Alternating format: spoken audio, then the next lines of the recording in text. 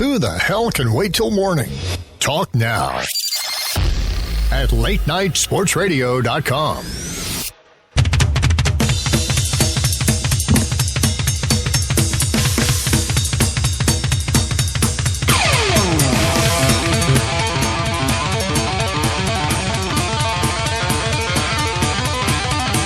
Welcome to Box Seats here on latenightsportsradio.com.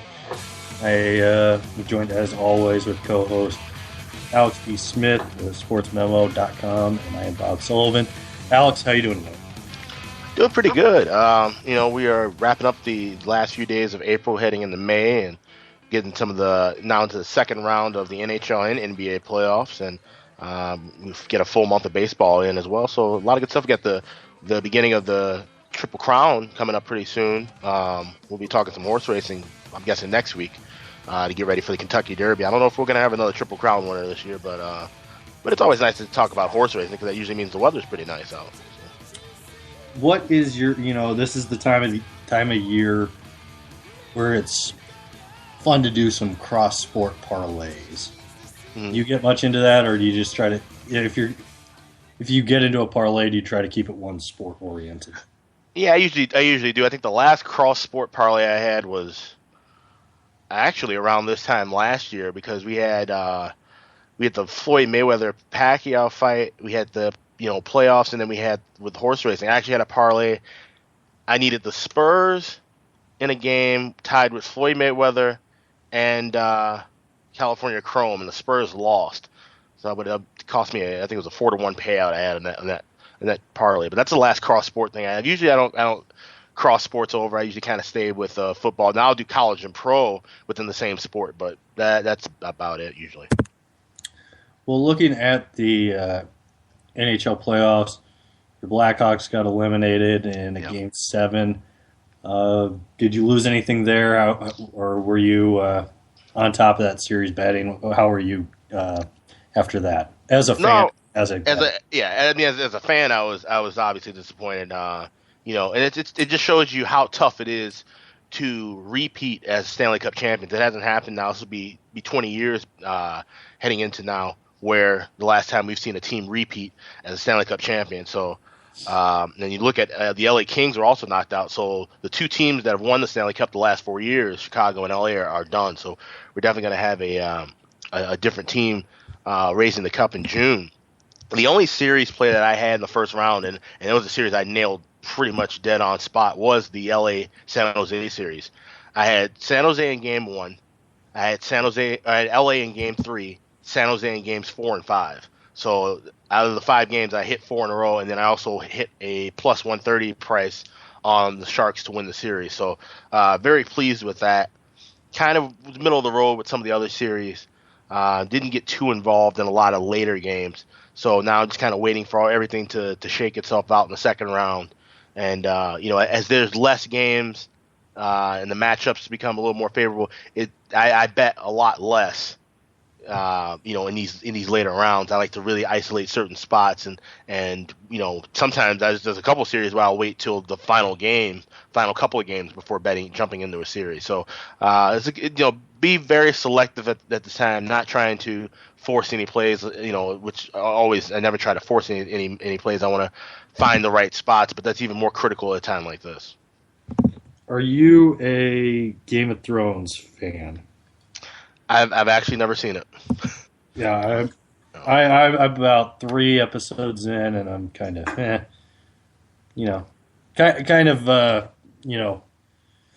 not totally into it yet. But there are some bets now. I'm looking at, all the bets available in Bovada, and there's, some Game of Thrones, who's the next character that's going to die bet out there. And so I was going to see if you had anything to advise on that. Well, it's interesting. I do know that apparently that's a show where a lot of major characters are killed off pretty rapidly. So, so I don't know how exactly that would work, but yeah, I'm sure I could ask some friends of mine. I know plenty of people who watch it. So, that's one of those things. If you know somebody who really follows it tough, and maybe we can make a little money on that. I wish that was something that would be legalized in Nevada, where you could kind of have more celebrity prop things. Like, for example, the Miss America, Miss Universe things have always been big in Europe. And, I think it's nice to have, entertainment wages like that.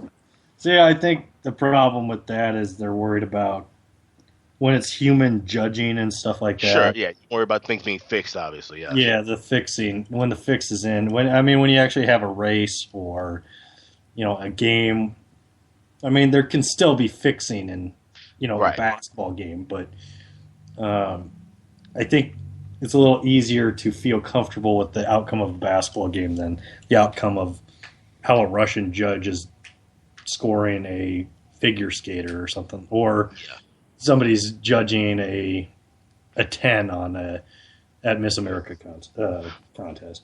Right, and that's the thing. Well, with this year, this will be the first year. This will be the first time in years where in Nevada you can bet on certain Summer Olympic events, but none of them are judged events. They're all scoring events. So, boxing, basketball, soccer. I think volleyball might be one that's added as well. So those events you'll be able to wager on in the state of Nevada, but the judged events you'll be able to find those at many European-based and offshore-based books. With looking in hockey right now, how do you feel with losing the Blackhawks, losing the Kings, the last two Cup champions? Is there anybody that not you personally are going to put money on, but you would advise somebody else to put money on? Well, the team that I really liked going into the beginning of the playoffs, the Washington Capitals. They were dominant all year. They had some tremendous goaltending from Braden Holtby, team that's loaded with offensive talent. But they struggled to put away the Philadelphia Flyers. They took a 3-0 series lead, and the Flyers rallied back to kind of cut that down, get back into the series a little bit, and then Washington took care of business in 6 games. But Philly was physical, late in those last games 5 and 6, and it wasn't as easy as Washington, thought it was going to be at the beginning of that series. So looking at them now playing the Pittsburgh Penguins, a team that I actually had, I thought they might lose to New York Rangers in the first round, but the Penguins have just been loaded on offense. Their power play has been unstoppable. Great goaltending from one of their backups and Matt Murray. And so now I think Pittsburgh might actually have a chance to really ruffle the feathers of the Washington Capitals. I think it's going to be a really good series. I wouldn't be shocked if the Capitals end up losing that series in about 6 or 7 games. So it's really up in the air right now. There's some good team play. San Jose, like I mentioned earlier, they're a team that's on a mission. And St. Louis, both of those are teams that have struggled year after year to really make a name for themselves in the postseason. They'll have great teams during the regular season and just kind of choke in the playoffs. So now that we've seen St. Louis and San Jose get over that hump and make it out of the first round again, those are teams that are going to be really dangerous. Let's say, is there a team right now in hockey that you think, okay, they're not quite ready to do it this year? They're maybe, like the Sharks usually choke at some point. Mm-hmm. And, they've been a team that's either on the rise or a team that's to look out for, a dark horse, and they always seem to choke. But is there a team out there that you think would be come off season, there could be favorable odds, a kind of a low plus or minus or whatever for them, and you would advise somebody to take that in the off season? Well, yeah, it's interesting. I always do look at that. I always look at the teams that get knocked out of the first round, and I like to see whether those teams are going to be back in that spot within a year, or if they're going to completely fall off of fall out of off the map as far as a top tier team within the league. And the Flyers, as I mentioned, they're a really young team. They've always had questionable goaltending at times, but they've got some nice young pieces, and if they play their cards right during free agency, that's a team that I could see making some noise again next year and finding some value with maybe wagering on them to possibly win that Metropolitan Division. You look at some of the other teams. I think the Detroit Red Wings, they had to fight tooth and nail the last couple of years to keep their playoff streak alive. And I think this upcoming season, Pavel Datsyuk, one of their stars, he's going to retire, head back to Russia. They've got some goalie questions of their own. I think they might take a step back next year. That's a team I'll probably be looking. I do a report every September on season point totals, and so that's a team I'll be looking. I'm sure they'll have a high point total number because they're a team that people like to bet on. They're a public team. That's a team I can see going under their number if it falls around 98, 99 points for the season next year. Looking in the as far as the NBA goes, have you with the injuries to the Clippers and to the Warriors, is there anything you would caution people on right now, like not getting too ahead of themselves with putting money down as far as like anti-Warriors bets or obviously pro Blazers picks at this point?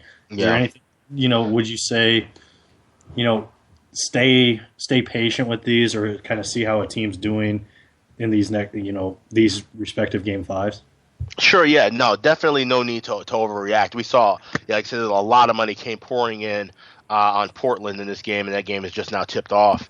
And Portland, I want to say they closed as high as a 3-point favorite. They were 2-point underdog when that line opened. So heavy moves on the Trailblazers in that game, and it makes sense. Obviously, you look at the Clippers. All right, they lost Blake Griffin. That's not really a big piece considering the fact that he had been gone off and on for most of the year.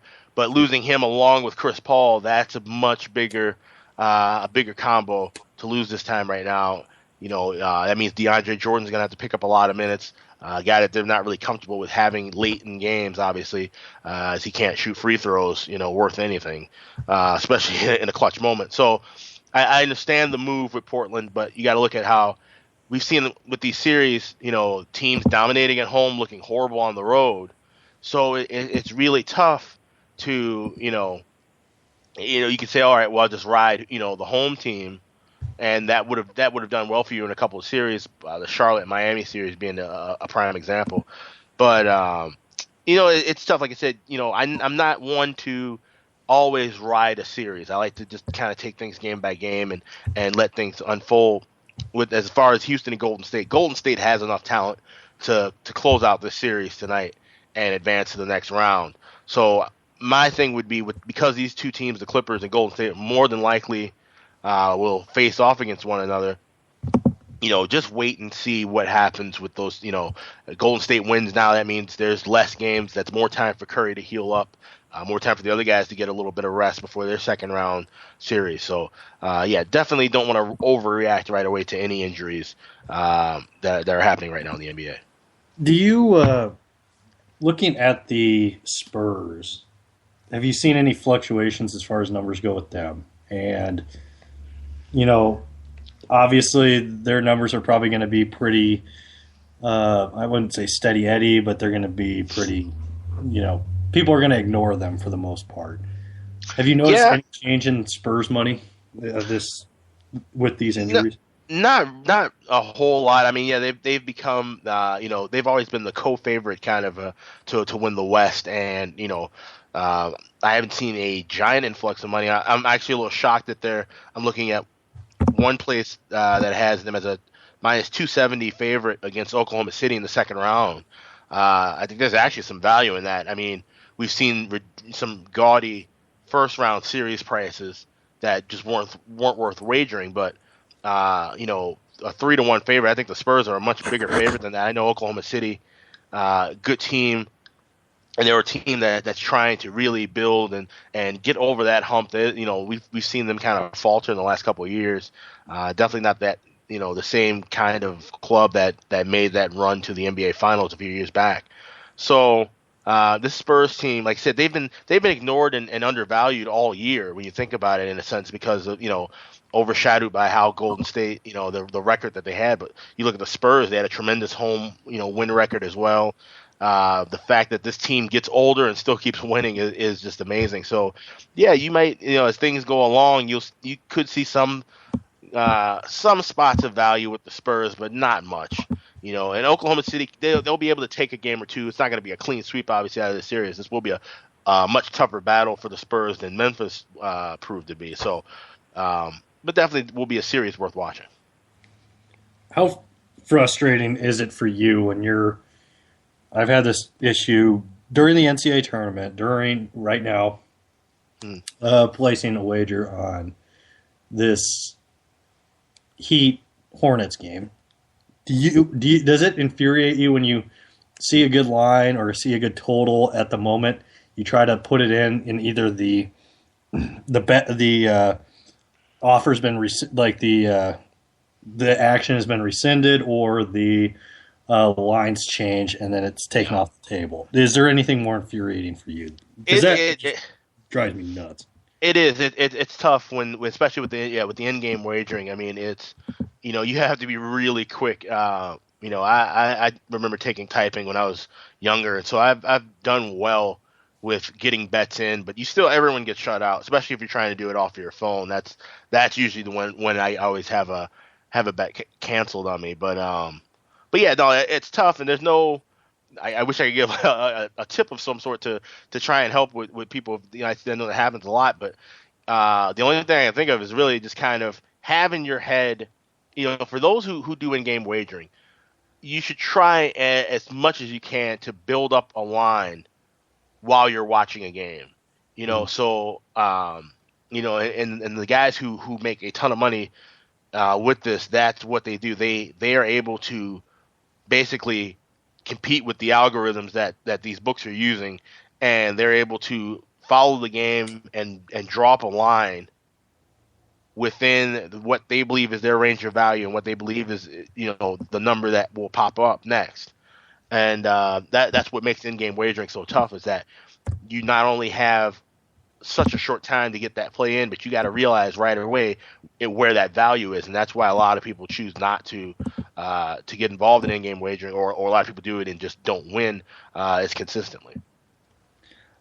Is there looking at the playoffs right now, is there a team in the East in the NBA that you think, with just watching them so far, watching numbers, have numbers changed on the team as far as winning the East over the Cavs? No, I haven't seen too many things. I haven't looked, to be honest, after with what happened with the games last night. I was stunned to see how Boston got completely crushed. And now they go back home tomorrow night for what's going to be a huge Game 6. Well, I don't know if they're going to be able to recover and force a Game 7. We saw Isaiah Thomas run off late in that game with an injury. So I think Atlanta looking pretty sharp. They're going to give Cleveland a tough run. And don't be fooled by Cleveland sweeping Detroit.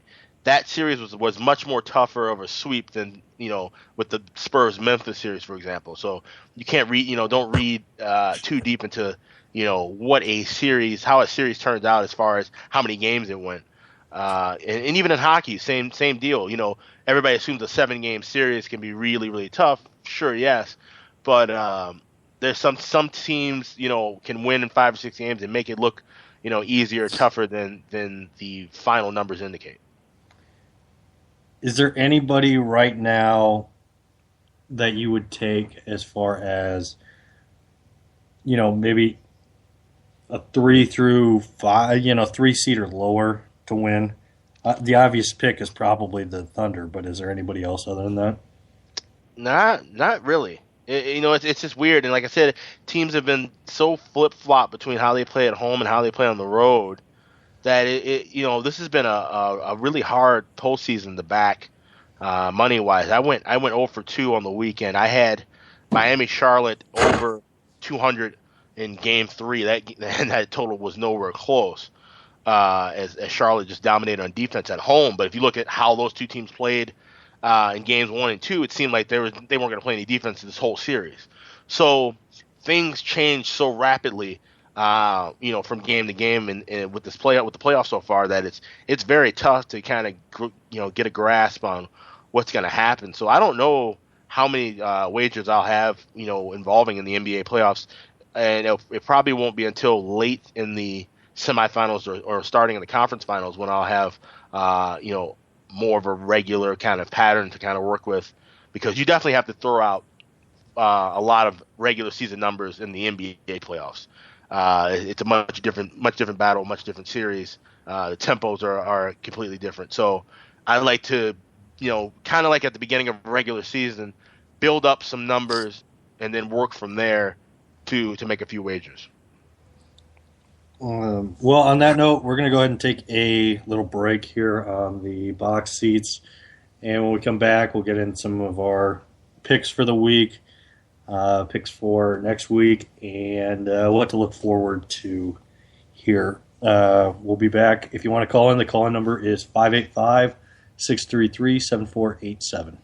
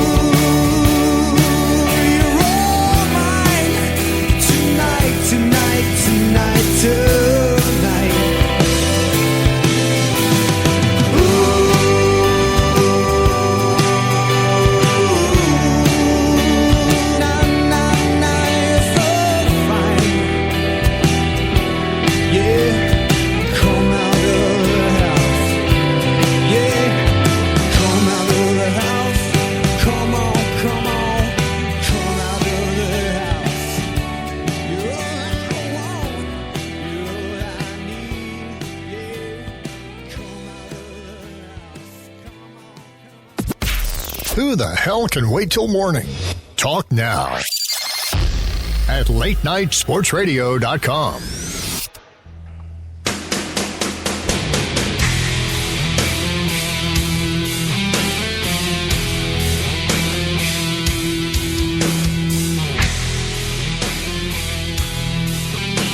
Back to the box seats here with Alex B. Smith and Bob Sullivan here on LateNightSportsRadio.com. We're down to the wire here in a hotly contested battle between the Heat and Hornets in Miami, 88-87. But we're going to talk some NFL draft here. Alex, looking at, the Eagles traded up for the number 2, St. Louis traded up for the number 1. We haven't heard anything on who St. Louis is going to take. It's either going to be Goff or Wentz. And my question is, do these teams, is it really worth selling your entire draft for either one of these two quarterbacks? No. I don't think it's worth it at all, to be honest.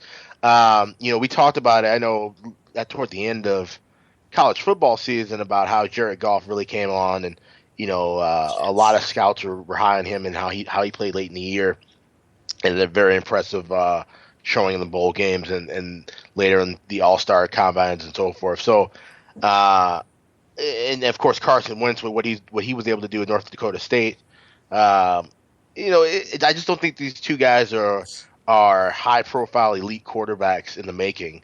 And, I understand the Rams, they're changing everything. They're going back to L.A. They want to start clean, start fresh, have something to build on with their change of locale. And what better way than to possibly draft, a kid who's, been in California the last 4 years in golf and have him kind of start that, kind of gives just more interest to the local fans and so forth, creates a more buzz and excitement. And, you look at the Eagles, it's interesting, you trade up to a number 2 spot where they're talking about getting a quarterback, but they signed Sam Bradford for a ton of money. They go get Chase Daniels, sign him for 3 years. It's like, well, what's the point of spending all of this money and then you're just going to draft another quarterback? Well, and it's almost like they're doing exactly what Chip Kelly would do. Right. Yeah. Which is why they fired Chip Kelly, is because he did stuff like this. Right. So it everything's really, really super backwards, and that's just kind of how the Eagles have operated for the last few years. I've heard a lot of buzz about Laramie Tunsil, the Ole Miss offensive lineman, and saying he could go to number 2, which would make a lot more sense because, like I said, you already have quarterbacks. Bradford needs all the protection he can get, so why not get a guy who's, they're saying, people are saying he's going to be one of the, top offensive linemen in the league pretty quickly. So he's got all the makings of being a long-term NFL lineman. So I wouldn't be shocked to see him go as high as number 2. Obviously, there's still a lot of movement that happens. The NFL draft is it's a lot of buzz and a lot of rumor until things actually happen. And even when you hear something that is something's being planned to happen, it could change in a minute. That's why it is exciting to watch at least the first round of the draft. It's definitely the best of the 4 drafts by far. Is there any? Well, the NBA is just so quick. Like I wish the NFL. Definitely the first round is interesting. Mm-hmm. The NBA I love from the standpoint of all okay, the rights of so and so have been all the draft that happen the NBA, and I usually try to have a drinking game involved with it. I'm watching it with, and it's like whenever there's now it's not Rick Bucher anymore, but whenever Rick Bucher, Mark Snyder, whoever would come on, it would be like, yeah, there's been a trade. I just like the trade aspect to the NBA and the NFL. There's a little bit of it, but it's not nearly as fascinating as with the NBA because usually there's a big name, sent somewhere else in NBA. But as far as NHL, MLB is trying to get people interested in it with putting on like day one or like the first round or something, but it's not that interesting because we don't know anybody. And same thing with the NHL, but the NFL we know a lot. Like even going into the 4th, 5th, 6th, 7th rounds. Yeah, names that we know and like. Pretty much everybody. I mean, there's no there's not some Dragic Petrovich from some Lithuanian country that you're like, oh, okay, well, he's either not going to come to the NBA ever, or he's going to play, he's going to play 5 years from now. So we don't really care about the second round draft pick. But in the NFL, pretty much everybody rounds 1 through 7, or you've heard of the school they've gone to. Yeah. And, it's interesting, too. I think the other thing that creates a little more intrigue with the NBA is that it's kind of, everybody's, like I said, they're working together. There's a lot of trades, and there's a lot of things that are playing out behind the scenes that we just kind of see revealed during the draft. Whereas the NFL, it's a little bit, hidden. Things are a little sneakier. Teams are trying to make moves to kind of cut under teams. So I think that's makes it a little more interesting that you have teams. I feel like teams draft players sometimes to take players away from another team in the NFL more than they do in the NBA. Where the NBA, they kind of work together to, all right, we'll pick this guy and send them over to you. So we can get something in return that we want. It's a lot of collaboration and cohesive collaboration with the NBA draft. But the MLB draft, and I don't know why they tried to recently just start televising that. That's horrendous. And as somebody who follows baseball and follows college baseball and listens to scouting reports on a lot of younger guys, it's a brutal draft to be part of and watch. So I don't know why that has they just simply don't have. I mean, you still have a 50-round draft, and that's the thing. A lot of people don't realize that all 4 major sports used to have tremendously long drafts. Yeah, and they've cut them down over the years. And Major League Baseball, they'll never cut it down from 50. You need to have that many players to build up, short squad and Class A teams. It's that long for a purpose, but it's definitely not something worth watching on television. It is interesting with the with the draft, like with the Major League Baseball one. Before we actually get into bets here with the MLB, I still don't understand the whole thing where why aren't international players put into a draft? Why can't there be a draft there with those players instead of only the richest teams are able to get these guys? Well, because especially when you start talking about the Japanese and Korean leagues, they're not going to release their rights without getting paid. That's the thing. Like where is with the NBA draft, the guys can declare for I think the system is different. They can declare, and you can draft their rights, and then you have to make a deal afterward to sign them. And I think some teams have the option to just release a player, or ask for an offer to officially sign them. Where Korea and Japan, they've made it strictly known that in order to take a player from our league, you have to make an offer. There will never be a team to release a player and without an offer, a cash offer to talk with him. And that's the league protecting themselves because they just don't want to simply be poached by Major League Baseball. You can't fault them for that. And of course now with the changes and things in Cuba, I'm not sure how that'll go. Exactly, it seems like maybe we could see Cuban players possibly be involved in the draft as a goodwill gesture. I'm not sure. I wouldn't plan on seeing that anytime soon, though. Looking at so NFL draft, we got to go in here. There's some looking at some of the specials here. Do you mess with any draft position bets, or have you caught any that you enjoy right now that you would drop some money on? No, it's interesting because this has grown as of late with the draft position and these kind of prop bets. And I'm taking a look at some of them here. I look at, for example, the position with Ezekiel Elliott, the running back from Ohio State. He has an over/under of 8.5. Yeah, with the heavy juice on the under, and that you can look through a ton of mock drafts and get a good gauge on it. Now the number properly set at 8.5 because the last couple reports I've heard is that the Cleveland Browns, who hold the number 8 spot, are looking to draft him. So obviously that's why the juice on the under. But it's tough because you look at the teams ahead of it. We talked about Philadelphia; they could use a running back. San Diego could use some running help. San Francisco could also use a running back as well. So maybe, like I said, maybe things change up top, and the Niners make a move, or another team that needs a running back from down further in the draft moves up and swipes Elliott away. So it's tough to make any kind of wagers. Like I said, because we see so many transitional moves and so forth, and based on most of the mock drafts that I've seen, that I'm sure a lot of these players have seen, a lot of these books have seen as well, rather, on these players, they have a really good gauge of where they're going to go. So not a lot of value attached with any of these prices.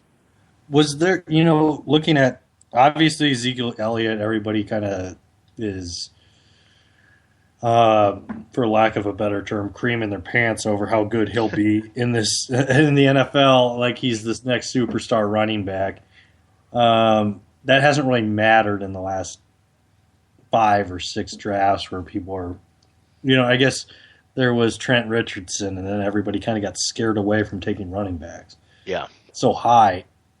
Derrick Henry, he's the only other running back on these on the line right now, and his over on the draft position is 36.5.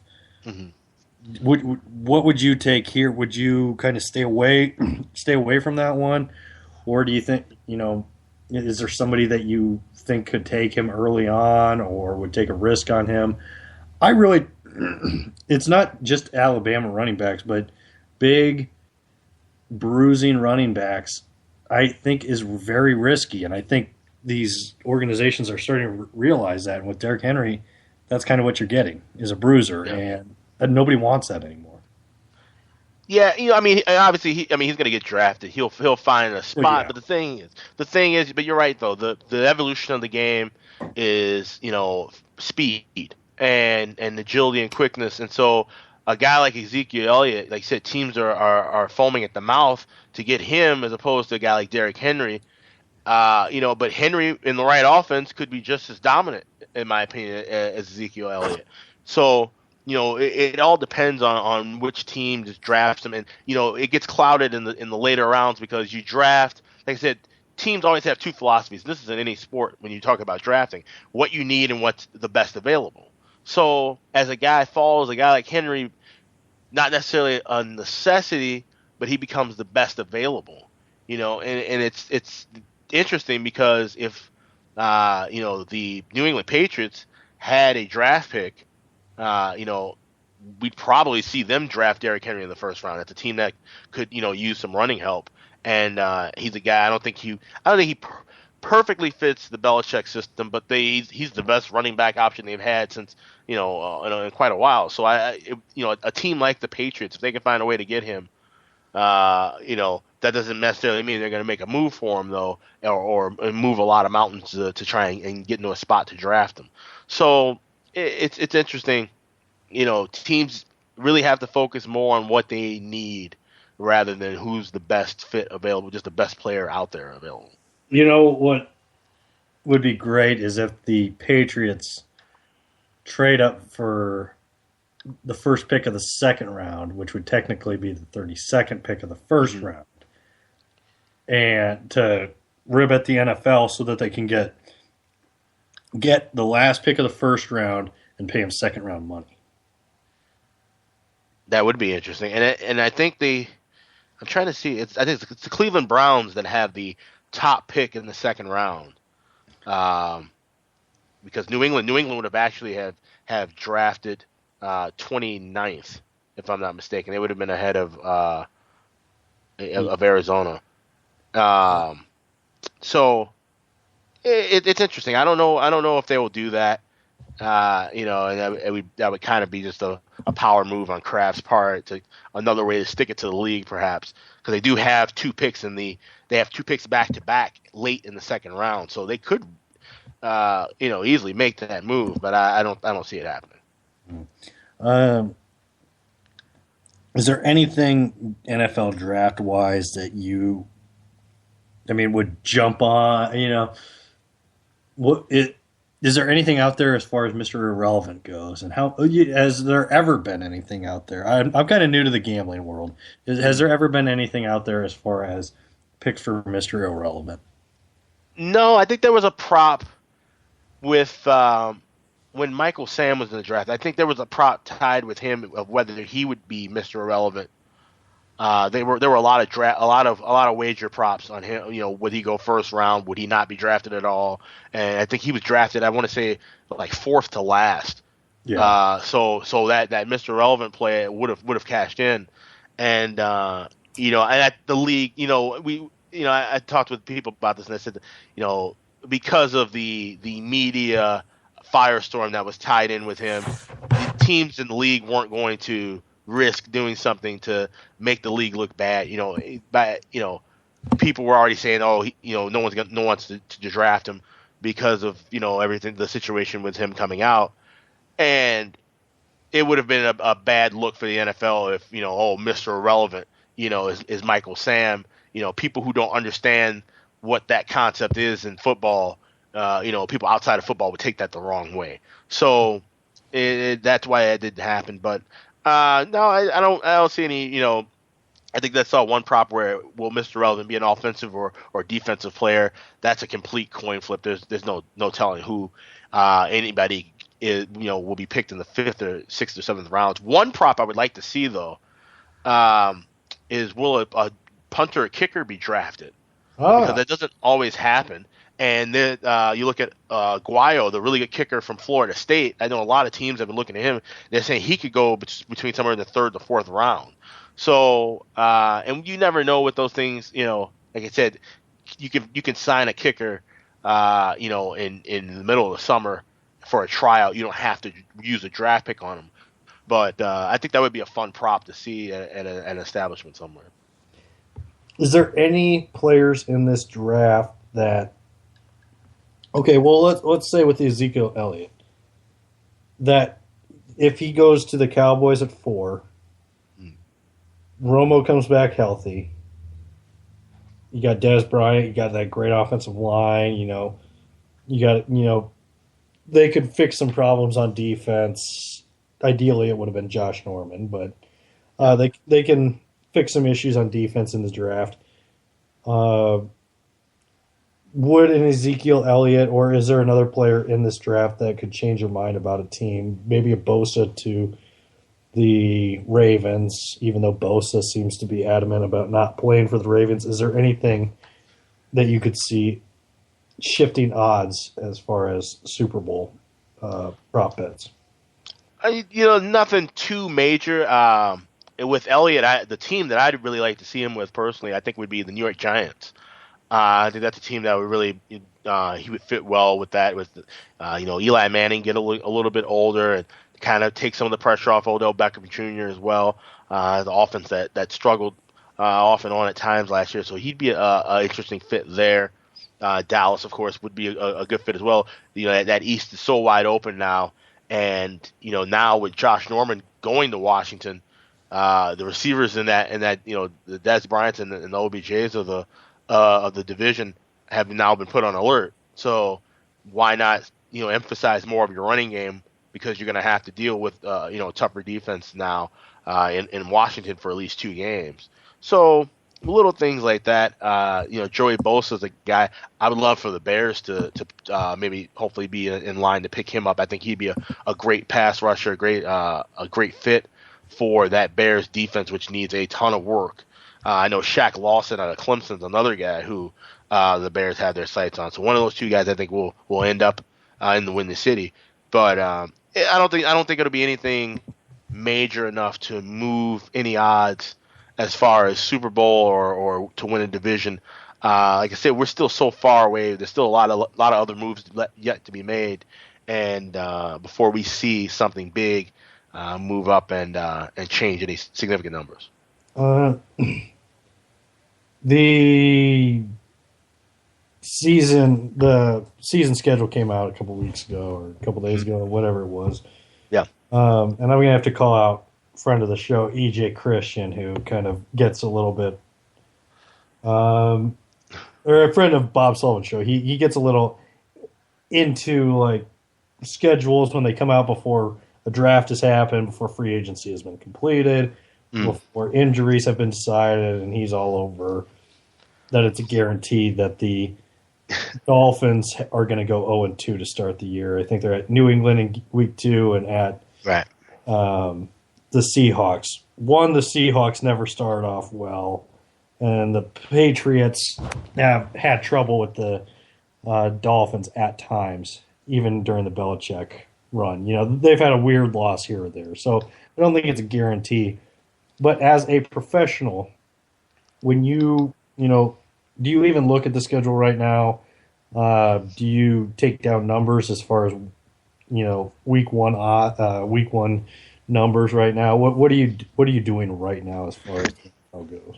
To prepare for football, and there's a lot of people who are just so hyped and ready for football to start. You look at CG Technologies in Nevada; they've already posted numbers for weeks 1 through 16 in the NFL, and so they've got week 1 line, spreads and totals, and just straight up spreads for 2 through 16, and it's so early to decide. But I like to take everything down, look and see where teams are. Like I said, looking at, for example, New England, where they're going to be without Tom Brady for 4 games.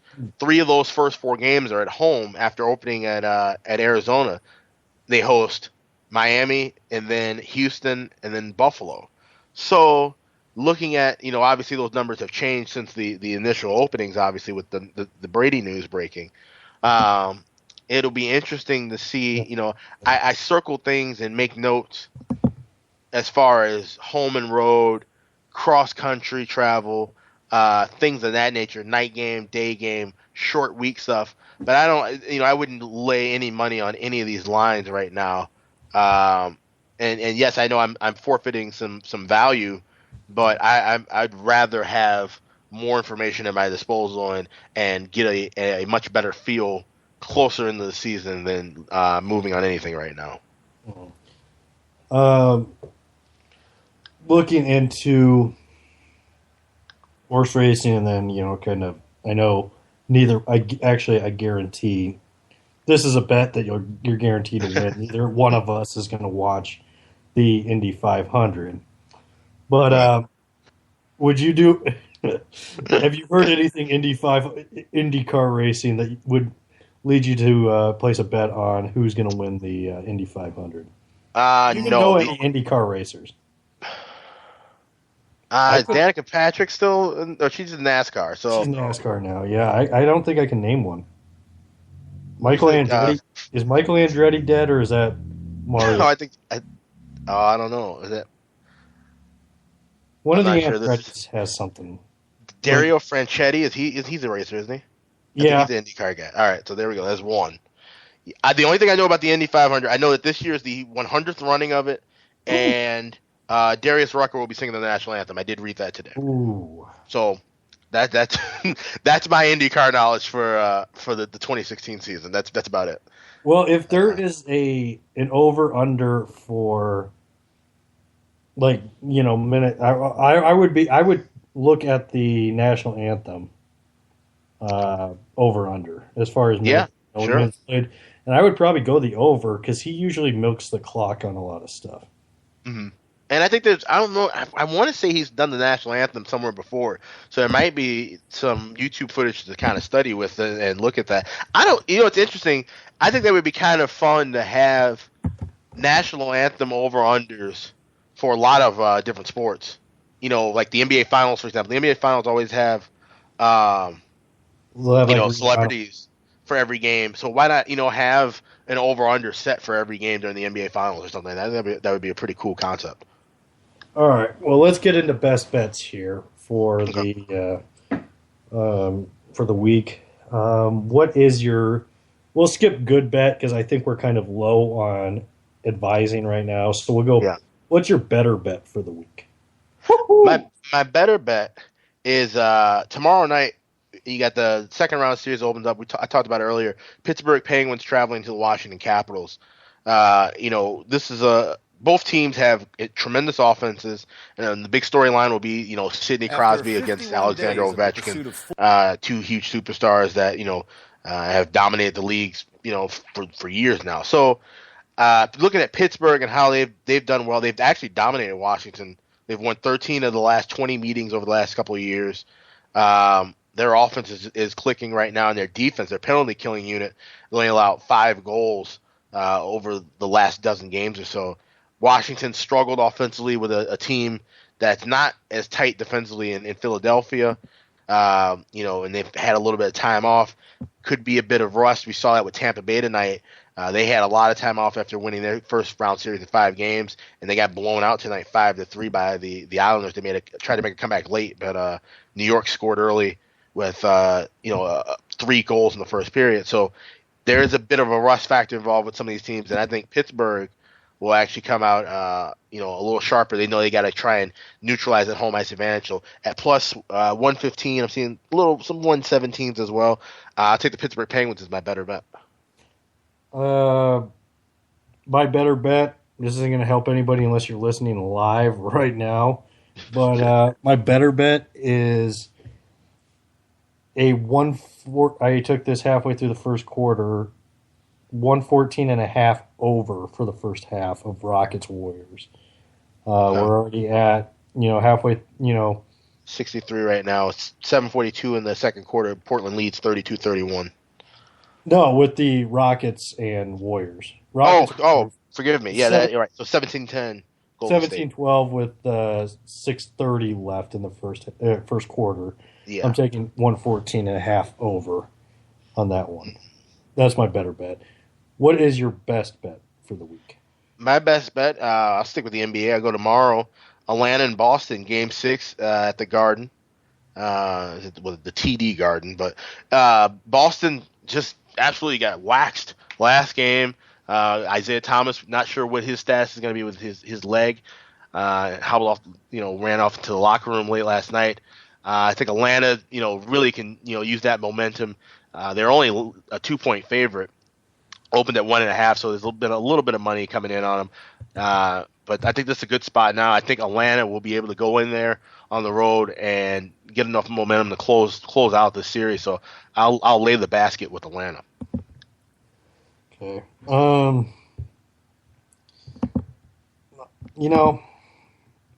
I guess, yeah, I like that pick. I also, the Pacers were close against the Raptors, in Toronto. I know they'll have to go to Toronto. Toronto has not closed out a series in 10 years. Yeah. They've never won a 7-game series in NBA history. Do not sleep on this Pacers team. Paul George has been there before. I know he's off a broken leg from a couple years ago, and he's not completely back, but that's a guy that's been here before. He wants another big series win. I'm going to take the Pacers to win the series against the Raptors. Okay. That's my best bet. Actually, that's probably not a best bet, like a smart pick, but that's my gutsy pick.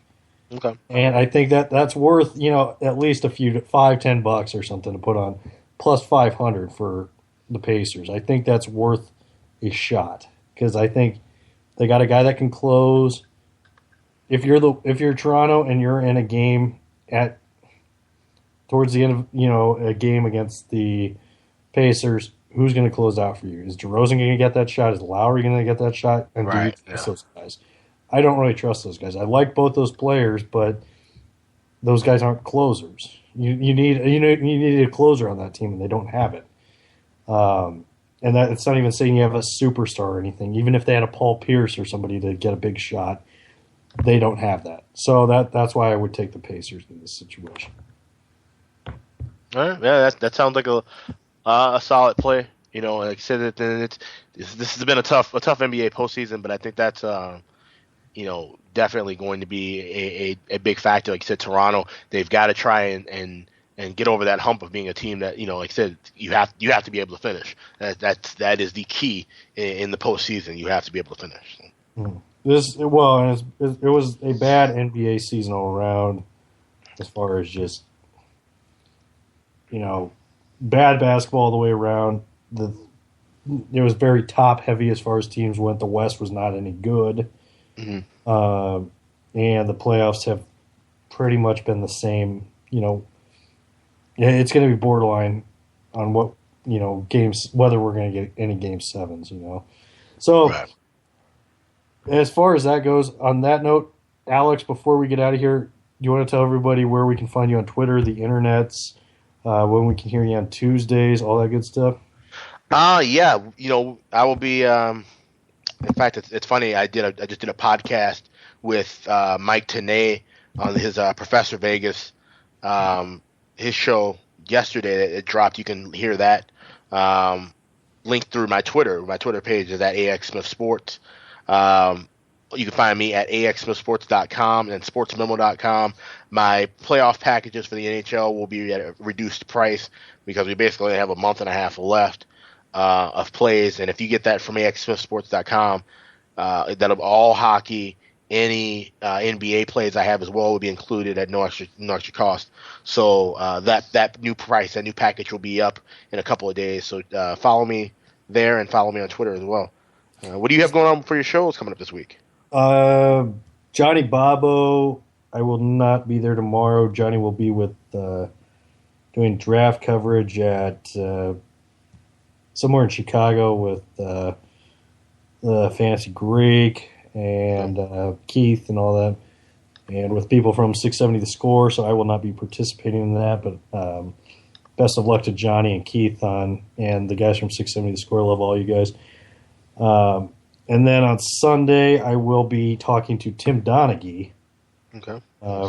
former NBA referee, as well as Mike Dyer and maybe a couple other people talking NBA playoffs and complaining about NBA playoffs. That will probably be happening as well.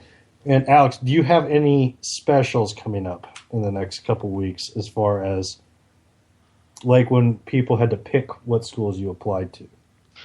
You know what? It's funny. I might do something like that on Twitter coming up in the month. I don't know what it'll be. I don't know if it'll be. It had to be.